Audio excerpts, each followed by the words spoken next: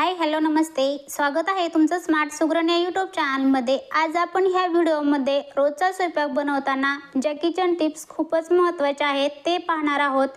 साबुदाण्याची खिचडी करताना मिरच्याचे तुकडे न घालता मिरचीचा ठेचा घालावा, यामुळे मिरचीचा तुकडा दाताखाली येत नाही। त्याचप्रमाणे खिचडीला एकसारखा तिखटपणा मिळतो।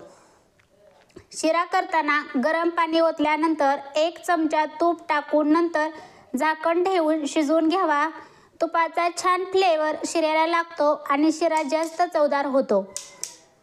पेपर डोश्याचे मिश्रण मिक्सरमधून काढताना त्यात 1 मध्यम आकाराचा कांदा चिरून टाकावा। अर्धी वाटी दुधामध्ये थोडे बेसन कालवून त्यात मिसळावे।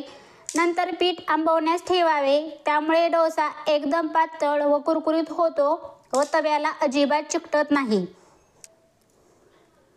इडली चविष्ट आणि स्पंजी होण्यासाठी डाळ तांदूळ रात्रभर भिजवून सकाळी वाटावे आणि संध्याकाळी इडली बनवाव्यात, यामुळे पीठ छान फुगले जाते। किंवा तुम्हाला लगेच इडल्या बनवायच्या असतील तर डाळ तांदूळ वाटताना गरम पाणी वापरावे, यामुळे मिश्रणात दमटपणा येतो आणि पीठ लवकर मांबते। कारले चिरून अर्धा लिंबू आणि मीठ लावून अर्धा तास ठेवावे, त्यानंतर भाजी करावी, यामुळे कारल्याचा कडूपणा निघून जातो। घरामध्ये चिंचेची गोड चटणी करून फ्रीजमध्ये स्टोअर करा, म्हणजे ढोकळा समोसे खाताना पटकन घेता येते। त्यात थोडीशी बडीशेप आणि धने घालावे, यामुळे चटणी अप्रतिम लागते। कुकर लावताना त्यामध्ये 1 चमचा लिंबाचा रस किंवा लिंबाचा छोटा तुकडा टाकावा, म्हणजे कुकर काळा पडणार नाही। कांदा पूर्ण परतल्यानंतरच त्यात टोमॅटो टाकावा, कारण जेव्हा कांद्यात टोमॅटो पडतो तेव्हा टोमॅटोच्या पाण्याने कांद्याचे परतणं थांबतं, त्यामुळे कांदा कच्चा राहू शकतो। पिठले एकदम टेस्टी आणि चविष्ट होण्यासाठी मिरची बारीक करून जास्त प्रमाणात घालावी, पिठले एकदम झणझणीत बनते। ओले खोबरे फ्रीजमध्ये तसेच ठेवल्यास लवकर खराब होते, त्यासाठी ओले खोबरे बंद डब्यात ठेवावे किंवा ओले खोबरे पाण्यात बुडेल एवढे पाणी डब्यात टाकून ते खोबरे घालून ठेवावे व 2 दिवसांनी ते पाणी बदलावे। अशाने ओले खोबरे छान फ्रेश राहते।